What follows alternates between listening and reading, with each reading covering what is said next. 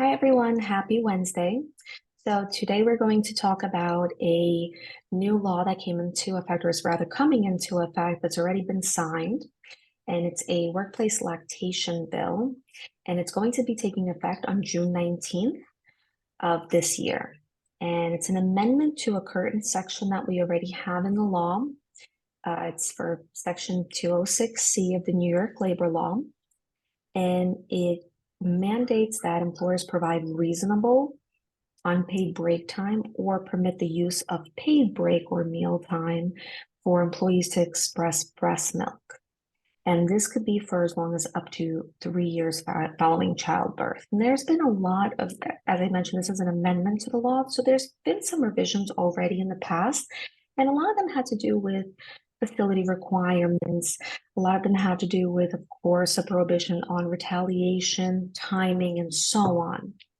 And especially the designated location's been a big one, because in the past there did not have to be a designated room, and it could have been a common area as long as it closes, and that's been very much expanded on over the years. And this really more so focuses on the timing and the break time that's permitted to be used. And that's going to be very, very important, is that it has to be reasonable, either unpaid break time or the use of paid break time that can go into a permitted break time or a permitted meal time.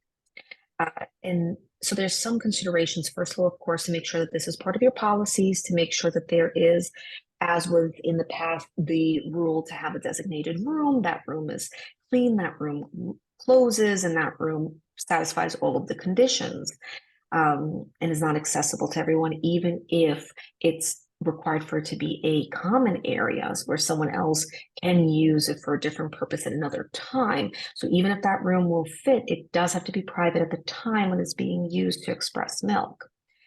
An additional now considerations, how to make sure that the allocation of time is being properly accounted for.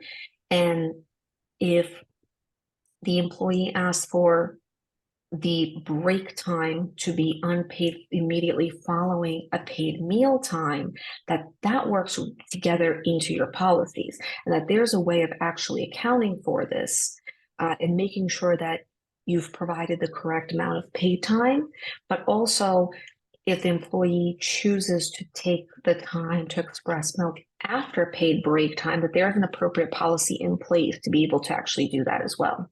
So, Jane, just bringing this over to you, any advice or recommendations on what can be done to properly account for the time and the clocking in, clocking out for this additional now break time, in addition to other sick leave times and break time that we have in New York? Thanks, Irene, and thank you for the update. It's definitely important to know all of this, and it's coming up very shortly in July. So, the best practices for this. So, first of all, like you mentioned, right, the clear policy and updating employee handbook when it's specifically letting the employees know. And then, obviously, because of the bookkeeping and payroll, we really want the proper clock in and clock out, right? So the employees could easily track the hours, and then when we run payroll, we need to make sure that we have proper information to work with.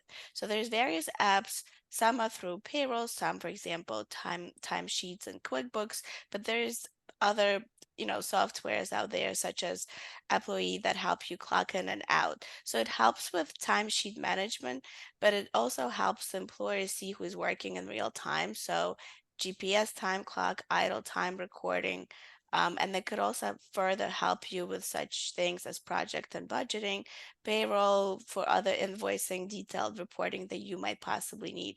So I feel like it's important to have proper tools set up for the upcoming changes. And if you haven't been tracking that because you didn't have to and might be affected by this change, it's really important to test this out ahead of time and make sure that this is what you need, that employees are comfortable using it, because if the employees are not properly clocking in and out, then it's also not useful. So make sure that you plan for this accordingly. Again, any questions, please feel free to reach out to us. Thank you. Thank you.